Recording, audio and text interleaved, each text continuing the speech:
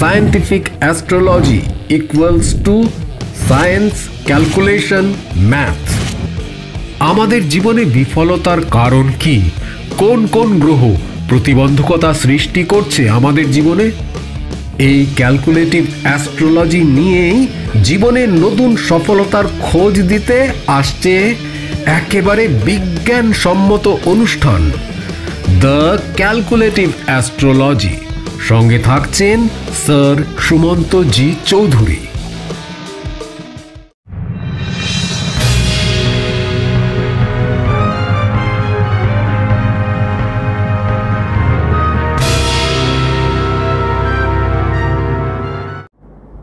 নমস্কার, the power of astrology Sumanta ji Chowdhury আমার YouTube চ্যানেলে আপনাদের সবাইকে স্বাগত। আমি আজ আবার উপস্থিত নতুন একটি অনলাইন প্রেডিকশন নিয়ে, একজন জাতকের অনলাইন প্রেডিকশন।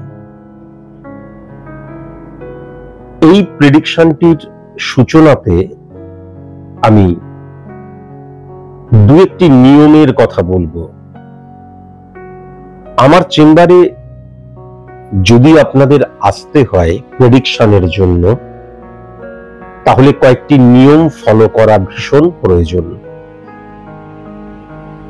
মনে রাখা দরকার যে আমি কিন্তু সেলিব্রিটিদের এবং পলিটিশিয়ানদের কখনো প্রেডিকশন করি না। হাতের মধ্যে যারা জেমস্টোন পরে আছেন এবং জেমস্টোনকে যারা রেমেডি বলে মনে করেন, তারা কখনোই কিন্তু আমার চেম্বারে আসবেন না। বা আপনারা দেখা যাচ্ছে আপনাদের ভাই বোন, দাদা দিদি, মা বাবা, সন্তান, স্বামী স্ত্রী কাউকে নিয়ে আসছেন, আসবেন না।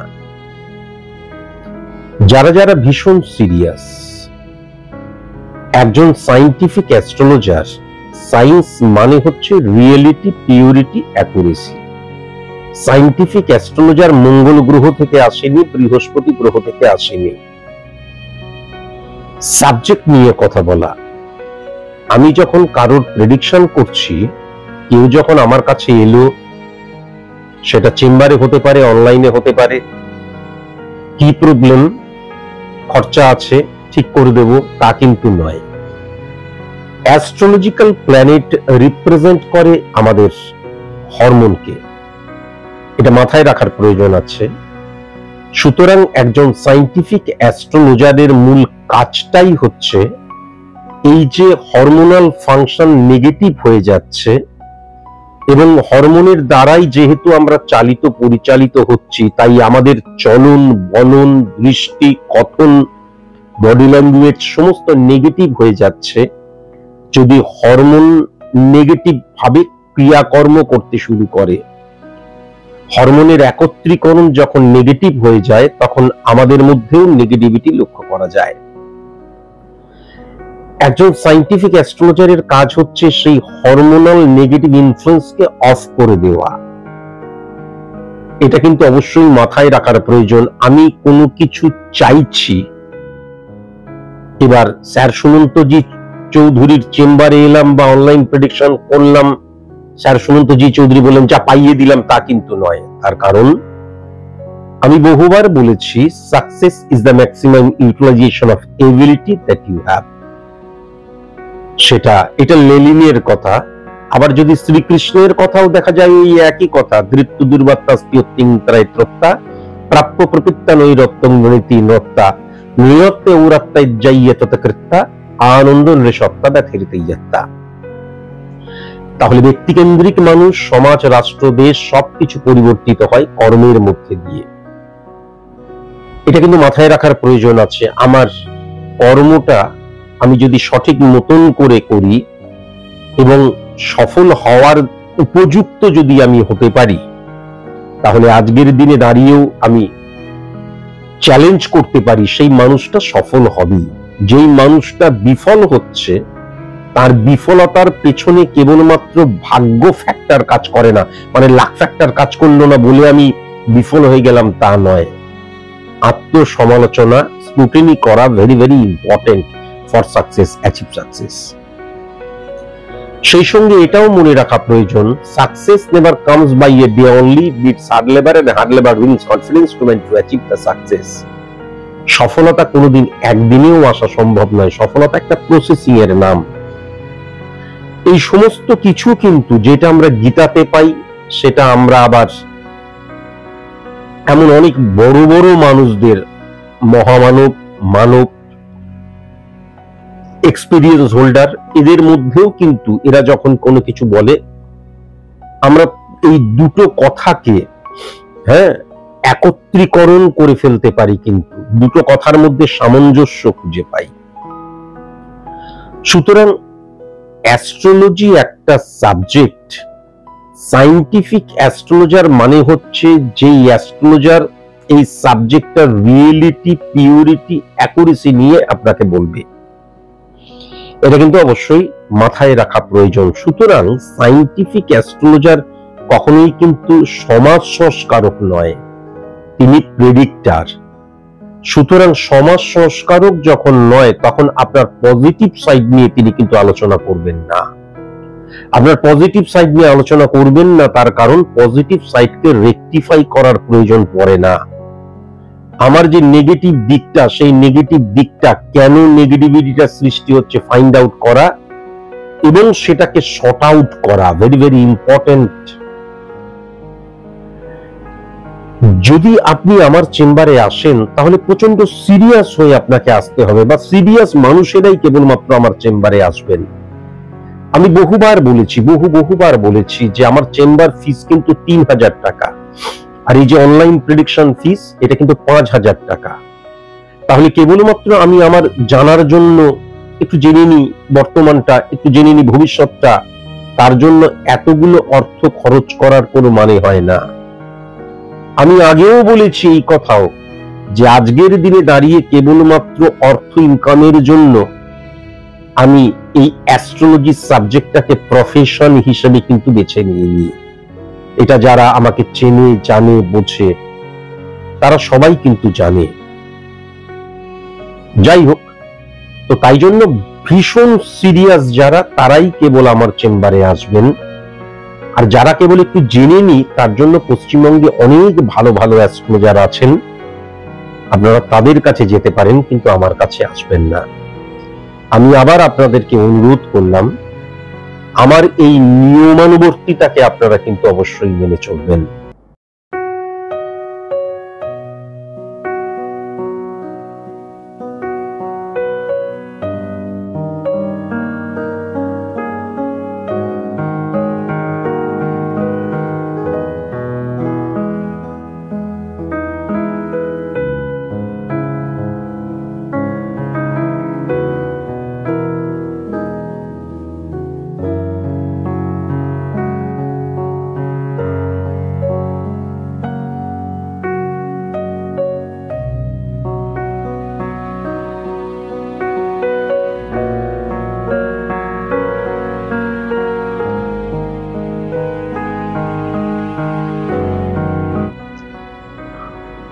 জন্মছক কাকে বলে, স্পট ইমপ্লিমেন্টেশন ছক কাকে বলে, বহুবার ধরে বলেছি, আরেকবার একটু ধরিয়ে দিই, তাহলে প্রেডিকশনটা যখন করব বুঝতে সুবিধা হবে। আমি যখন জন্মাচ্ছি, তখন গ্রহের যে অবস্থান, আমার date of birth, time of birth, place of birth, আমি জন্মালাম, তার দ্বারা যে জন্মছকটা ক্রিয়েট হলো, তখন গ্রহের যে অবস্থান, সেই গ্রহের অবস্থান দ্বারাই ক্যালকুলেট করে জন্মছক ক্রিয়েট করা হচ্ছে। তারপর আমার 5 বছর বয়স হচ্ছে, 10 বছর বয়স হচ্ছে, 15 বছর, 20 বছর, 30 বছর, 40 বছর, 50 বছর, 60 বছর। এই যে আমার বয়স বাড়ছে, আমার বয়স বাড়ার সাথে সাথে আমার অভিজ্ঞতা হচ্ছে, আমার জীবনে আমার দৃষ্টিভঙ্গির পরিবর্তন হচ্ছে, আমার চিন্তাধারার পরিবর্তন হচ্ছে, আমার শরীরের পরিবর্তন হচ্ছে, আমার ক্রিয়াকলাপের পরিবর্তন হচ্ছে, যৌনতার পরিবর্তন হচ্ছে। যেরকম সেরকম জন্মের সময় যে গ্রহের অবস্থান, সেইগুলোও কিন্তু আপডেট হতে হতে প্রতি মুহূর্তে আপডেট হতে হতে পরিবর্তিত এবং আবর্তিত হয়ে চলেছে, প্রত্যেকটা মুহূর্তে, একদম টিল ডেথ। আবর্তিত এবং পরিবর্তিত হতে হতে কিন্তু কি হচ্ছে, আবর্তিত বিবর্তিত পরিবর্তিত হতে হতে কিন্তু তার পরিবর্তন আসছে। আজকের দিনের যে সিচুয়েশনটা হচ্ছে ট্রানজিট অনুযায়ী, সেই সিচুয়েশনটা গ্রহ নক্ষত্রের সিচুয়েশনটাকে বেস করে, সিচুয়েশনটাকে ধরে যখন আমি ছক ক্রিয়েট করছি, এই ছকটা ক্রিয়েট করতে হবে একদম pure science, pure calculation, pure ম্যাথের মধ্যে দিয়ে। সেটাকেই বলা হচ্ছে কিন্তু স্পট ইমপ্লিমেন্টেশন ছক। স্পট ইমপ্লিমেন্টেশন ছক ভেরি ভেরি ইম্পর্টেন্ট। কেন না, জন্ম ছকে আমার দেখা গেল আমি খুব ভালো বিজনেসম্যান হব, বা আমি খুব ভালো খেলোয়াড় হব, বা আমি খুব ভালো সার্ভিস পাবো, বা আমার বিবাহিত জীবন খুব ভালো, এই নানান কিছু থাকতে পারে। কিন্তু দেখা যাচ্ছে আমার 25 বছর 30 বছর বয়স হয়ে গেল, যেগুলো পাওয়ার সেইগুলো আমি পাচ্ছি না। কেন পাচ্ছি না, কিসের জন্য পাচ্ছি না, কি করলে পাবো, এটা কিন্তু স্পট ইমপ্লিমেন্টেশন ছক দ্বারা জানা যায়। দুঃখের ব্যাপার হচ্ছে সনাতনী এবং বৈদিক অ্যাস্ট্রোলজারেরা কখনো কিন্তু স্পট ইমপ্লিমেন্টেশন ছক ক্রিয়েট করতে পারেন না। তার কারণ স্পট ইমপ্লিমেন্টেশন ছক ক্রিয়েট করতে গেলে পিওর সায়েন্সকে জানা দরকার, পিওর ক্যালকুলেশনটা জানা দরকার, পিওর ম্যাথটাকে কিন্তু জানা দরকার। যখন আমার date of birth, time of birth, place of birth থাকছে না, তখন কখনো আমি হাত এগিয়ে দেব না। হাত দেখি কখনো নয়। হাত দেখা কখনোই অ্যাস্ট্রোলজি সাবজেক্টের অন্তর্ভুক্ত নয়। প্রশ্ন আসতেই পারে কেন নয়, তার কারণ হাতের এই যে রেখাগুলো, এই রেখাগুলো কিন্তু নার্ভের দ্বারা সৃষ্টি হয়, আর অ্যাস্ট্রোলজিক্যাল প্ল্যানেট রিপ্রেজেন্ট করে আমাদের হরমোনকে। তাই জন্য হাত দেখা, হোরা পদ্ধতি কখনোই কিন্তু অ্যাস্ট্রোলজি সাবজেক্টের অন্তর্ভুক্ত নয়। সংখ্যা তত্ত্ব দ্বারাও কিন্তু আমরা কখনো প্রেডিকশন করতে পারি না। প্রেডিকশন করার সময় এই যে ক্যালকুলেশন, ভাইব্রেশন, পার্সেন্টেজ ক্রিয়েট করা হয়, তখন সংখ্যা তত্ত্বকে কিন্তু ব্যবহার করা হয়, বা সংখ্যা তত্ত্ব লাগে।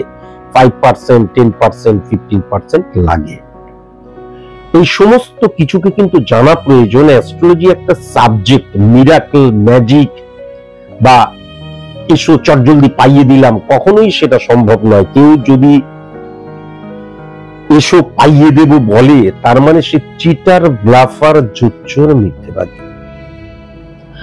তাহলে জন্মছকটা যদি দেখা যায়, তাহলে এই জাতকের কিন্তু মীন লগ্ন এবং কুম্ভ রাশি। 1 নম্বর ঘরে কোনো গ্রহ নেই, 2 নম্বর ঘরে কোনো গ্রহ নেই, 3 নম্বর ঘরে কোনো গ্রহ নেই, 4 নম্বর ঘরে কিন্তু মঙ্গল বসে আছে, 5 নম্বর ঘরে কিন্তু রাহু বসে আছে, 6 নম্বর ঘরে কিন্তু বুধ, সূর্য, ইউরেনাস এবং প্লুটো বসে আছে, 7 নম্বর ঘরে কিন্তু শুক্র বসে আছে, 8 নম্বর ঘরে কিন্তু নেপচুন বসে আছে, 9 নম্বর 10 নম্বর ঘরে কোনো গ্রহ নেই, 11 নম্বর ঘরে কেতু, শনি বসে আছে, 12 নম্বর ঘরে বৃহস্পতি এবং চন্দ্র বসে আছে।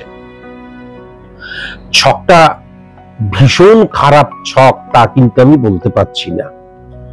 আমি যদি স্পট ইমপ্লিমেন্টেশন ছকটি লক্ষ্য করি, তাহলে 1 নম্বর ঘরে চন্দ্র, 2 নম্বর ঘরে রাহু, 3 নম্বর ঘরে কোনো গ্রহ নেই, 4 নম্বর ঘরে ইউরেনাস, নেপচুন, 5 নম্বর ঘরে শনি এবং রবি, 6 নম্বর ঘরে প্লুটো, 7 নম্বর ঘরে কোনো গ্রহ নেই, 8 নম্বর ঘরে বৃহস্পতি এবং কেতু, 9 নম্বর ঘরে কোনো গ্রহ নেই, 10 নম্বর ঘরে শুক্র, মঙ্গল, 11 নম্বর ঘরে বুধ, আর 12 নম্বর ঘরে কিন্তু চন্দ্র বসে রয়েছে। একদম 1 নম্বর ঘর থেকে আমি পুরো ছকটাকে অ্যানালাইসিস করে দিই, তাহলে বুঝতে সুবিধে হবে, সব দিক আমি আলোচনা করতে পারবো। 1 নম্বর ঘর এবং 10 নম্বর ঘরের অধিপতি গ্রহ হচ্ছে বৃহস্পতি। কেন? 1 নম্বর ঘরটা হচ্ছে মীনের ঘর, আর 10 নম্বর ঘরটা হচ্ছে ধনুর ঘর। অধিপতি গ্রহ বৃহস্পতি কিন্তু 12 নম্বর ঘরে বসে আছে, এবং 12 নম্বর ঘরটা কিন্তু শনির ঘর, কেননা কুম্ভের ঘর। সেখানে কিন্তু চন্দ্রের সাথে বসে আছে, যেই চন্দ্র কিন্তু 5 নম্বর ঘরের অধিপতি গ্রহ। তাহলে এখন 1 নম্বর ঘর দ্বারা আমরা আমাদের স্থাপত্য, ভিত, মেরুদণ্ড, পরিকাঠামো, যার উপর আমাদের সত্তাটা দাঁড়িয়ে রয়েছে, সেটাকে বোঝা যায়। আর 10 নাম্বার ঘর মানে হচ্ছে ক্ষেত্রের ঘর। আমি বারবার ধরে বলেছি 1610 কানেকশন সার্ভিস ক্ষেত্র, 1710 কানেকশন বিজনেস ক্ষেত্র, 1910 কানেকশন উচ্চশিক্ষার ক্ষেত্র, সংযোগের ক্ষেত্র, 1510 কানেকশন সফলতার ক্ষেত্র, 1110 কানেকশন কর্মফলের ক্ষেত্র। তাহলে ক্ষেত্র ভেরি ভেরি ইম্পর্টেন্ট, তাই জন্য ক্ষেত্রকে কি বলা হয়? জংশন বলা হয়। তাহলে 1 নাম্বার এবং 10 নাম্বার ঘরের অধিপতি গ্রহ 12 নাম্বার ঘরে রয়েছে। 12 নাম্বার ঘর মানে কি? 12 নাম্বার ঘর মানেটা হচ্ছে আয়েগা জায়গা। এই জায়গাকে রিপ্রেজেন্ট করে কিন্তু 12 নাম্বার ঘর। 1 থেকে 11 পর্যন্ত যে 11টা ভাব আছে, সেই ভাবের ব্যয়ের স্থান কিন্তু বলা হয় 12 নাম্বার ঘরকে। তাহলে এখন ব্যাপার যেটা হচ্ছে, 11th হাউসের অধিপতি গ্রহ কিন্তু শনি স্বক্ষেত্রে বিদ্যমান। তাহলে আমি যখন অক্টোবর মাস নিয়েও আলোচনা করেছি, আপনারা the power of astrology সুমন্তজি Chowdhury YouTube চ্যানেলটা সার্চ করলেই দেখতে পাবেন। সেখানেও কিন্তু আমি বলেছি, বা সেখানেও ফেজ এসছে, একটা শনি নেগেটিভ, একটা শনি পজিটিভ। তাহলে শনি কিন্তু 11th হাউসে, তাহলে কর্মফলের জায়গায় পজিটিভ হয়ে বসে রয়েছে, কিন্তু 12 হাউসের অধিপতি গ্রহ কিন্তু শনি। তাহলে কি হয়ে যাচ্ছে? শনির যে পজিটিভ ফাংশন, সেটা কখনো লেন্দি প্রসেস হবে না। শনি মানে যে ডিসিপ্লিন, শনি মানে যে কঠোর কঠিন পরিশ্রম, শনি মানে যে ডেডিকেশন, ডিভোশন, ডিটারমিনেশন, শনি মানে যে বাস্তববোধ, শনি মানে যে কমিউনিকেশনের জায়গা, সাবঅর্ডিনেটদেরকে সুন্দরভাবে হ্যান্ডেল করার জায়গা। এই যে পুরো শনির যে পজিটিভিটি, শনি কিন্তু উচ্চস্থ হয়ে রয়েছে, কিন্তু শনি আবার নিচস্থ হয়ে গেছে 12 নাম্বার ঘরের অধিপতি গ্রহ হয়ে। তাহলে এইগুলো কিন্তু এই জাতকের জীবনে সার্বিকভাবে থাকবে না। এই জাতকটির জীবনে শনির পজিটিভ প্রভাবও যেমন পড়বে, সেরকম শনির নেগেটিভ প্রভাবও কিন্তু পড়বে। যেহেতু 11th হাউস 12 হাউসের আগে আসছে, তাই জন্য জীবনের একটা সময় এই জাতক কিন্তু পজিটিভ ইনফ্লুয়েন্স ক্রিয়েট হবে, ইমপ্লিমেন্টেশনের জায়গাও পজিটিভিটি, কিন্তু সেইগুলোকে কখনোই তিনি ধরে রাখতে পারবেন না। এবং ধরে রাখতে না পারার জন্য কি হয়ে গেল? 12 নাম্বার ঘরের অধিপতি গ্রহ যখন শনি হয়ে গেল, তখন বৃহস্পতি নেগেটিভ হয়ে যাচ্ছে। বৃহস্পতি নেগেটিভ হয়ে গেলে লগ্নের অধিপতি গ্রহ এবং ক্ষেত্রের অধিপতি গ্রহ কিন্তু নেগেটিভ হয়ে যাচ্ছে। বৃহস্পতি মানে হচ্ছে আমার ভেতরের যে জ্ঞান, সেই জ্ঞানটাকে আমি ইমপ্লিমেন্ট করছি ফর সাকসেস, অ্যাচিভ সাকসেস। একটা সময় তিনি করলেও একটা সময় তিনি ব্যর্থতার জন্য সেইটাকে ইমপ্লিমেন্ট করবেন। কেন বোঝাতে পারলাম তো? তার কারণ শনি 11 নম্বর ঘরে উচ্চস্থ, কেন মকরের ঘরে শনি উচ্চস্থ। কিন্তু যদি খুব ভালো মতো লক্ষ্য করা যায়, 12 নম্বর ঘরের অধিপতি গ্রহ কিন্তু শনি ব্যয়ের স্থানে। তাহলে তার যে পজিটিভ ইনফ্লুয়েন্স, সেটাকে একটা সময় সফলতার জন্য ইমপ্লিমেন্ট করলেও একটা সময় কিন্তু বিফলতার জন্য সেইটাকে ইমপ্লিমেন্ট করে ফেলবেন, এটাও কিন্তু পরিষ্কার লক্ষ্য করা যাচ্ছে। এবং 10 নাম্বার ঘর এবং 1 নাম্বার ঘর যখন এফেক্টেড হয়ে যাচ্ছে, নেগেটিভ হয়ে যাচ্ছে, 10 নাম্বার ঘর বিশেষ করে যখন নেগেটিভ হয়ে যাচ্ছে, যেহেতু আমার প্রত্যেকটি ভাবের উৎকর্ষতা বা প্রত্যেকটি ভাবের পজিটিভনেস বা পজিটিভিটি ইমপ্লিমেন্ট বা ইনক্রিজ করার জন্য 10 নাম্বার ঘরটা ভেরি ভেরি ইম্পর্টেন্ট। তাহলে প্রত্যেকটি ক্ষেত্রেই কিন্তু আমার অড সিচুয়েশন ক্রিয়েট হয়ে যাবে। আমার প্রত্যেকটি ভাবের উপর কিন্তু এর ব্যাড প্রভাব, ব্যাড এফেক্ট কিন্তু চলে আসবে। এটা ডেফিনিট ভাবে বলা যায়। যখন 10 নাম্বার ঘর নেগেটিভ হয়ে গেল, তখন কি হবে? একটা সময় আমার সব ছিল, একটা সময় আমি সব হারিয়ে ফেললাম। এমন অনেক মানুষ আছে, আমরা প্রচার মাধ্যমের মধ্যে দিয়ে আমরা জানি, এক সময় দেখা গেল তার গাড়ি বাড়ি সম্পত্তি সবকিছু ছিল, একটা সময় তার থাকার ঘর পর্যন্ত নেই। এই নেগেটিভ ইনফ্লুয়েন্স কিন্তু এই জাতকের মধ্যে মারাত্মক ভাবে লক্ষ্য করা যাচ্ছে। মারাত্মক এবং মারাত্মক ভাবে কিন্তু লক্ষ্য করা যাচ্ছে। কেমন ইম্পর্টেন্ট যে জায়গাটা, সেটা হচ্ছে এই যে বৃহস্পতি 12 নাম্বার ঘরে রয়েছে, 12 নাম্বার ঘরে থেকে কিন্তু 4 নাম্বার ঘরকে হিট করছে। তাহলে 4 নাম্বার ঘর মানে জীবনের আনন্দ, স্যাটিসফ্যাকশনের জায়গাটা। 4 নাম্বার ঘর মানে আমার ব্যক্তিগত জীবন, 4 নাম্বার ঘর ভেরি ভেরি ইম্পর্টেন্ট হয়ে যায়। আমি যে সফলতাটা চাইছি তার জন্য আজকের দিনে কতটা আমি উপযুক্ত, নীল হয়ে যাবার জায়গা লক্ষ্য করা যাচ্ছে, 0 হয়ে যাবার জায়গাটা কিন্তু লক্ষ্য করা যাচ্ছে। আবার 6 নাম্বার ঘরকে হিট করছে। 6 নাম্বার ঘর দ্বারা প্রাত্যহিক জীবন ধারণ বোঝা যায়। 6 নাম্বার ঘর দ্বারা ঋণ, রোগ, শত্রুতা সবকিছু বোঝা যায়। তার নেগেটিভ ইনফ্লুয়েন্সের দিক দিয়ে প্রত্যেকটা দিন জীবন মৃত্যুর অবস্থা তার হয়ে গেছে, এটাও ডেফিনিট ভাবে বলা যায়। আবার কিন্তু যদি দেখা যায় 963 8 নাম্বার ঘরকেও হিট করছে। 8 নাম্বার ঘর মানে কিন্তু মারক স্থান। 8 নাম্বার ঘর মানে লিন্দি প্রসেস। 8 নাম্বার ঘর যখন বৃহস্পতি হিট করছে, তার মানে বৃহস্পতির ভেতরের যে আমার জ্ঞানটা, আমার যে কোনো জ্ঞান, সেটা আমার অভিজ্ঞতা হতে পারে, আমার ভেতরের জ্ঞানটা নেগেটিভ ভাবে ইমপ্লিমেন্ট হতে শুরু করছে, নেগেটিভ ইনফ্লুয়েন্সের আন্ডারে চলে যাচ্ছে। তার মধ্যে দিয়ে আমি পজিটিভ কোনো কিছুকে গ্রোন আপ করতে পারছি না, বা পাওয়ার জায়গাটাও কিন্তু লক্ষ্য করা যাচ্ছে না। এবার সেকেন্ড হাউসে চলে যাচ্ছি। সেকেন্ড হাউস মেষের ঘর। এবার মেষের ঘরের অধিপতি গ্রহ মঙ্গল। মঙ্গল কিন্তু 2 নাম্বার এবং 9 নাম্বার ঘরের অধিপতি গ্রহ। তাহলে 2 নাম্বার ঘর দ্বারা আমরা আমাদের অর্থনৈতিক জায়গাটাকে বুঝি, সঞ্চয়ের জায়গাটাকে বুঝি, দৃষ্টিভঙ্গির জায়গাটাকে বুঝি, এবং আমার খুব কাছের মানুষ যাদেরকে আমি বিশ্বাস করি তাদেরকে বুঝি।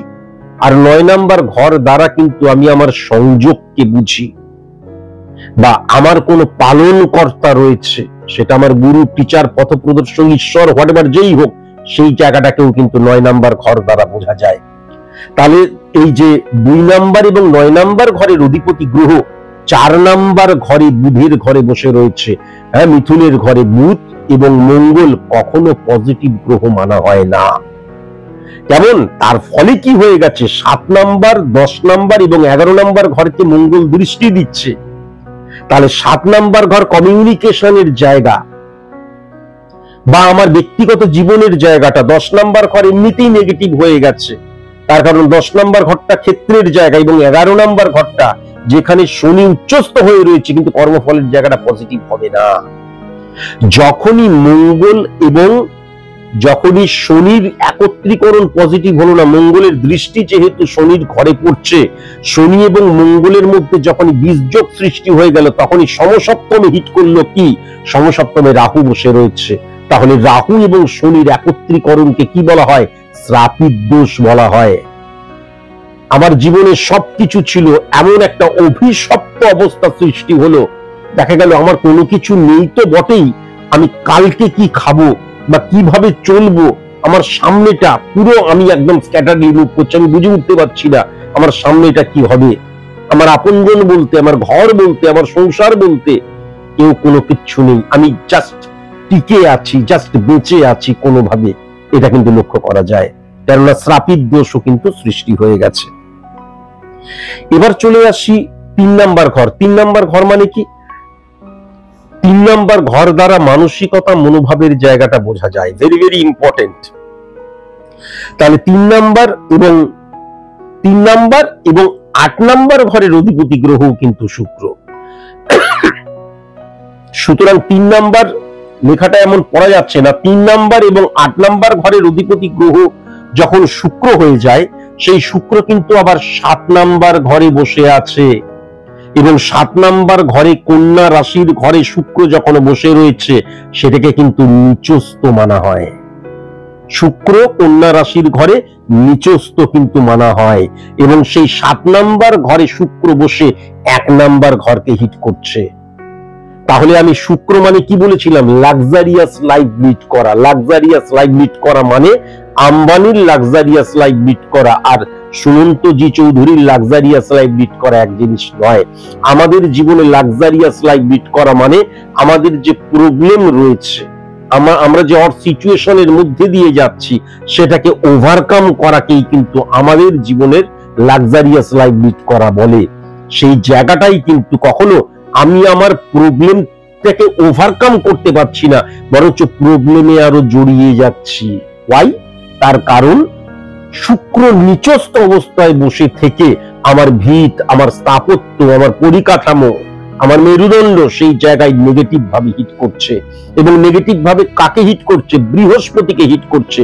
সেই বৃহস্পতি ব্যয়ের স্থানে চলে গেছে। তাহলে কি হচ্ছে? আমি ভালো থাকবো, আমি ভালো জীবনযাপন করব, আমার অর্থ সিচুয়েশন থেকে আমি বেরিয়ে আসব, এই চিন্তাধারা যখন আমি নিজের জ্ঞানকে ইমপ্লিমেন্ট করছি, ভুলভাবে ইমপ্লিমেন্ট করছি, ভুল জায়গায় ইমপ্লিমেন্ট করছি, ভুল চিন্তাধারার মধ্যে দিয়ে ইমপ্লিমেন্ট করছি, তার ফলে আমার ভালো থাকা এবং আমার নলেজ দুটোই কিন্তু 12 নম্বর ঘর অর্থাৎ ব্যয়ের স্থানে চলে যাচ্ছে। আমি আরো অড সিচুয়েশনের মধ্যে জড়িয়ে যাচ্ছি, এটা কিন্তু পরিষ্কার লক্ষ্য করা যাচ্ছে। কেমন? এই জায়গাটা কিন্তু পরিষ্কার লক্ষ্য করা যাচ্ছে। আমি যদি এরপর বুধকে দেখি, তাহলে বুধ কিন্তু 4 নাম্বার এবং 7 নাম্বার ঘরের অধিপতি গ্রহ। তাহলে 4 নাম্বার এবং 7 নাম্বার ঘরের অধিপতি গ্রহ সে কিন্তু 6 নাম্বার ঘরে বসে রয়েছে, এবং বুধও কিন্তু 12 নাম্বার ঘরকে হিট করছে। বুধের দৃষ্টি 6 নাম্বার ঘর থেকে 12 নাম্বার ঘরে কিন্তু হিট করছে। তাহলে 6 নাম্বার ঘর মানে প্রাত্যহিক জীবন ধারণ। 6 নাম্বার ঘর মানে হচ্ছে এই যে আমি আস্তে আস্তে নিজেকে পরিপুষ্ট করছি, হ্যাঁ, ঋণ, রোগ, শত্রুতা থেকে আস্তে আস্তে নিজেকে বেরিয়ে আসছি, তার মানে আমি পরিপুষ্ট হচ্ছি, বরঞ্চ আরো জড়িয়ে গেলাম। কেন জড়িয়ে গেলাম? তার কারণ যেটা আমি আগেও কিন্তু বলেছিলাম, বুধাদিত্য যোগ কি করে? তুলে ধরে। আমি যে অবস্থায় রয়েছি সেখান থেকে আস্তে আস্তে তুলে ধরে। তাহলে এই যে 6 নাম্বার ঘরে রবি এবং বুধাদিত্য যোগ সৃষ্টি হচ্ছে, প্রথমত হচ্ছে সেই বুধের ঘরে মঙ্গল বসে আছে, মঙ্গল এবং বুধের ব্যাড রিফ্লেকশন ক্রিয়েট হচ্ছে। তাহলে মঙ্গল হচ্ছে ঊর্জার জায়গাটা, মঙ্গল হচ্ছে আমাদের যে ফিজিক্যাল অ্যাক্টিভিটিস এর জায়গাটা, আমি যেটা চিন্তা করছি সেটাকে কিভাবে আমি অ্যাচিভ করছি, গ্রহণ করছি, তার জন্য আমি কিভাবে লড়াই করছি, সেটা নেগেটিভ হয়ে গেল। আমার যে বুধ মানে হচ্ছে বুদ্ধি, বুধ মানে হচ্ছে যুক্তি, বুধ মানে হচ্ছে ব্রেন ওয়ার্ক, সেটাকে আমি ভুল ভাবে ইমপ্লিমেন্ট করলাম, এবং বুধ এবং মঙ্গলের একত্রীকরণের ফলে কি হয়ে গেল? আমি ট্যাপের মধ্যে চলে এলাম, বা দেখা গেল আমি মানে সব বুঝি সব জানি করতে গিয়ে এমন সিচুয়েশন ক্রিয়েট হয়ে গেল যে আমি একদম গহ্বরে তলিয়ে গেলাম, আমাকে আর তুলে ধরার মতন কেউ নেই। বুধ এবং মঙ্গলের ব্যাড রিফ্লেকশন কিন্তু সর্বশান্ত হওয়াকেও বোঝায়, সবকিছু হারিয়ে ফেলাকেও কিন্তু বোঝায়। তাহলে সেই জায়গাটাও লক্ষ্য করা যাচ্ছে। আবার এই যে বুধাদিত্য যোগ সৃষ্টি হচ্ছে, তাহলে তুলে ধরার জায়গাটা সেটা 12 নম্বর ঘরে যখন হিট করছে, সেই 12 নম্বর ঘরটা কিন্তু শনির ঘর। শনি নেগেটিভ ভাবে যখন থাকে তখন প্রত্যেকটা গ্রহকে, অবস্থানকে নেগেটিভ করে দেয়। তাহলে 11th হাউসের শনি পজিটিভ হলেও 12 নম্বর ঘরের শনি পজিটিভ নয়। আবার সেখানে কিন্তু বৃহস্পতি এবং চন্দ্র বসে আছে। তাহলে আজকের দিনে লিখে দেওয়া যায় যে চন্দ্র মানে মন, মন থেকে মানসিকতা, দৃষ্টিভঙ্গি, হ্যাঁ, এই সবকিছু তো মন থেকেই আসছে। তাহলে মনের মধ্যে সঠিক ইমপ্লিমেন্টেশন, যুক্তির তীক্ষ্ণতা, বুদ্ধির তীক্ষ্ণতা এবং সঠিক মতন যে কোনো কার্যসিদ্ধির জন্য নিজেকে প্রয়োগ করা, সেই জায়গায় মারাত্মক ভুল থেকে গেছে। প্রথম থেকে যাওয়া দৃষ্টিভঙ্গির নেগেটিভ ইনফ্লুয়েন্স ক্রিয়েট হয়ে গেছে, মানসিকতা, মনোভাবের জায়গাটাই নেগেটিভ ইনফ্লুয়েন্স ক্রিয়েট হয়ে গেছে, এবং আমার যে ফিজিক্যাল অ্যাক্টিভিটিস এবং আমার যে বুদ্ধি, এই দুটোই কিন্তু নেগেটিভ অর্থে আমি ইমপ্লিমেন্ট করেছি। তাই জন্য সবকিছুই কিন্তু ব্যয়ের স্থানে চলে গেছে। কেন? 12 নম্বর ঘরে যেহেতু বৃহস্পতি বসে আছে, আমার ভেতরের যে জ্ঞান, এক্সপেরিয়েন্স, যে নলেজ, এইগুলোকে আমি সঠিক মতন রাখিনি। আমরা যখন কোনো বিপদে পড়ি না, তখন আমার ভাগ্য খারাপ, আমি একটা বিপদের মধ্যে পড়ে গেলাম। এই যে বিপদে পড়লাম, বা এই যে আমি আমার তার পেছনে আমার যে ভুল কাজ করাটা, আমার যে ভুল চিন্তাটা, আমার যে ভুল অ্যাপ্লিকেশন, ইমপ্লিমেন্টেশন, সম্পূর্ণ ভুল দৃষ্টিভঙ্গির মধ্যে দিয়ে আমি যে এগিয়ে চললাম আস্তে আস্তে, এবং সেটাকে যথার্থ বলে মনে করলাম, আমরা সবসময় আমাদের দোষটা ঢাকার চেষ্টা করি, এবং আমরা আমাদের দোষটাকে ঢাকার চেষ্টা করার জন্য কি এমন কাউকে সামনে রাখতে চাই, আমাদের দোষটা, তার জন্য আমার সবকিছু ক্ষতি হয়ে গেল, নেগেটিভ হয়ে গেল। তাই জন্য আমরা দেখবেন যখনই কোনো প্রবলেম হয়, যখনই আমি ব্যর্থ হই, যখনই প্রতিবন্ধকতার শিকার হই, তখনই কোনো না কোনো ভাবে দেখা যায় কোনো মানুষকে দোষারোপ করি, ওনার কাছে এত কিছু করলাম, এই করলাম, উনি সঠিক মতন বললো না, বা কোনো ঈশ্বরকে আমি দোষারোপ করি, বা কোনো সিচুয়েশনকে দোষারোপ করি, বা কোনো আঙ্গিককে দোষারোপ করি। আর আলটিমেট কোনো কিছুকে দোষারোপ না করতে বলে, তখন বলি আমার কপালের মধ্যেই ছিল না, ভাগ্যেই ছিল না, আসলে পুরো দোষটাই কিন্তু আমি করছি, সেটা কিন্তু একটিবারের জন্য আমরা জানলাম না, বুঝলাম না। এই ভদ্রলোকের ক্ষেত্রেও কিন্তু সেম জিনিস লক্ষ্য করা যাচ্ছে। চন্দ্র কিন্তু 5 নম্বর ঘরের অধিপতি গ্রহ, তাহলে 5 নম্বর ঘর দ্বারা কিন্তু সফলতার জায়গাটা বোঝা যায়, সেটা 12 নম্বর ঘরে চলে গেছে। এবার যেহেতু 11 নম্বর ঘরের অধিপতি গ্রহ শনি, শনির পজিটিভ ইম্প্যাক্ট 11 নম্বর ঘরে রয়েছে, তাই জন্য জীবনে প্রথম থেকে শেষ পর্যন্ত তিনি ব্যর্থ হয়ে থাকেননি। প্রথম থেকে শেষ পর্যন্ত তার মধ্যে ব্যর্থতা নেই, কিন্তু আলটিমেট তার চিন্তাধারা, তার বডি ল্যাঙ্গুয়েজ, তার ইমপ্লিমেন্টেশন, অ্যাপ্লিকেশন, নিজেকে সঠিক মতন তুলে ধরা, ব্যবহার করার ফলেই কিন্তু তিনি ব্যর্থ হয়েছেন। আর আমি যদি অ্যাস্ট্রোলজিক্যাল দিক দিয়ে আমি লক্ষ্য করি, তাহলে 5 নম্বর ঘরের অধিপতি গ্রহ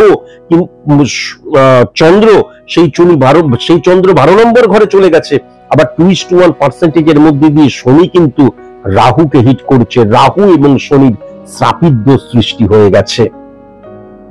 তাহলে এই যে অভিশপ্ত অবস্থা, এই যে অভিশপ্ত সিচুয়েশন ক্রিয়েট হওয়া, তার পেছনে অবশ্যই কিন্তু আমার মন, আমার দৃষ্টিভঙ্গি, আমার মানসিকতা কাজ করছে, এটা ডেফিনিট ভাবে কিন্তু বলে দেওয়া যায়।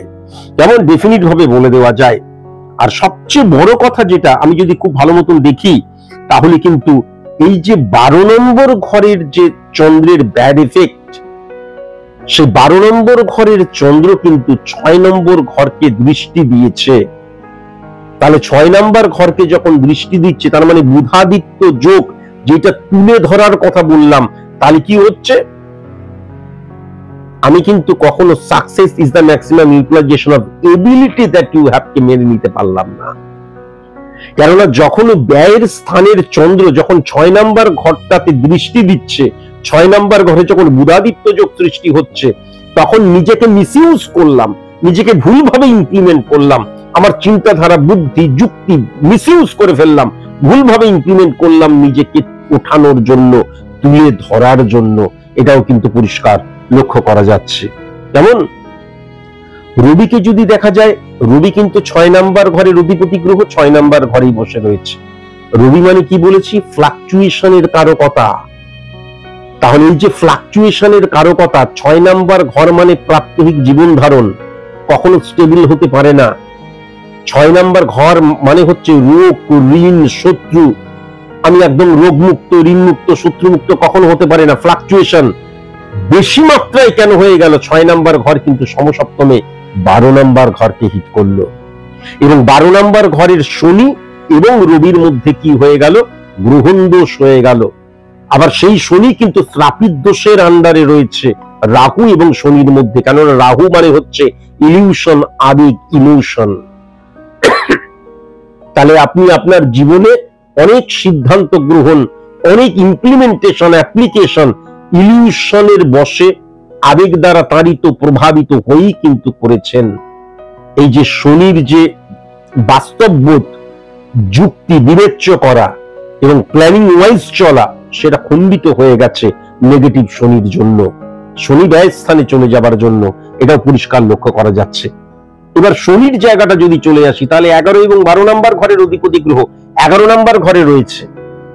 তাহলে মনে রাখা দরকার আছে, 12 নম্বর ঘরের অধিপতি গ্রহ কিন্তু নেগেটিভ শনি, সে কিন্তু যখন 11 নম্বর ঘরে উচ্চস্থ শনির ঘরে চলে এলো, ক্ষণস্থায়ী হয়ে গেল শনির যে পাওয়ারটা। তাহলে শনির যে পাওয়ার সুদূর প্রসারী বলা হয়, শনি মানে আমি এতক্ষণ ধরে বললাম, সেটা কিন্তু ক্ষণস্থায়ী হয়ে গেল। যেমন সে কিন্তু আবার 1 নম্বর ঘরকে দৃষ্টি দিচ্ছে, কেননা 3, 7, 10 শনির দৃষ্টি। তাহলে 1 নম্বর ঘরকে যখন দৃষ্টি দিচ্ছে, তাহলে লগ্নটা কিন্তু নেগেটিভ হয়ে গেল, আমার স্থাপত্য, ভিত, মেরুদণ্ড, পরিকাঠামোটা কিন্তু নেগেটিভ হয়ে গেল।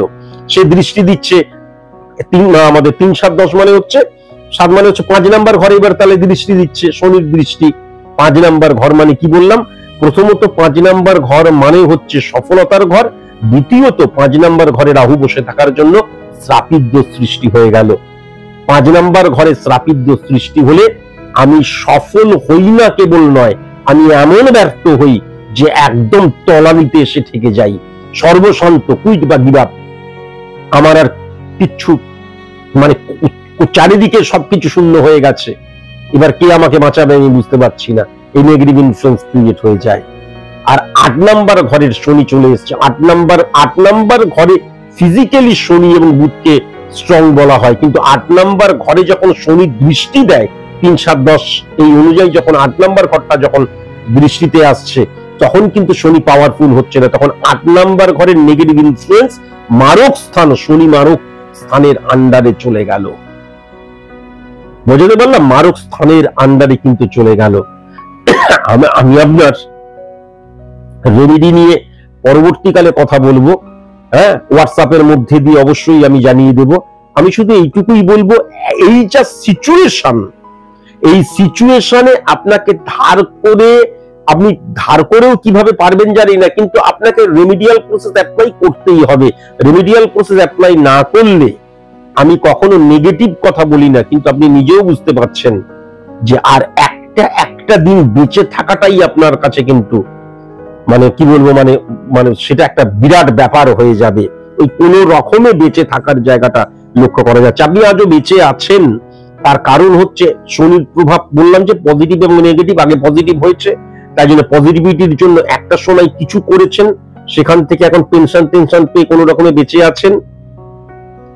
তার কারণ শনি কিন্তু একটা সময় অত্যন্ত পজিটিভ ছিল, সেটাকে পজিটিভ আমি ইমপ্লিমেন্ট করা যেত যদি সেই সময় আপনি আমার কাছে এসে নেগেটিভিটিটাকে অফ করতেন। আজকের দিনে নেগেটিভিটিটাকে অফ করা মাস্ট, তা না হলে সামনেটা আমি দেখতে পাচ্ছি না। আমি প্রত্যেকটা ঘর নিয়ে আলোচনা করলাম, অতিরিক্ত বলা আমি পছন্দ করি না, আর বেকার গেঁজিও লাভ নাই। বাদবাকিটা পুরোটাই আপনার উপর ছেড়ে দিলাম। আজকের মতন এইটুকুই, নমস্কার। জ্যোতিষ কোনো রঙিন চশমা নয়। হে ঈশ্বর, আমায় অমরত্ব দাও। তাই সাদা চোখে সত্যিকে দেখতে শিখুন। যুক্তিতে মুক্তি চাইলে তবেই আপনি স্বাগত বিজ্ঞান ভিত্তিক জ্যোতিষ গণনার এই অনুষ্ঠানে। স্যার সুমন্ত জি চৌধুরী।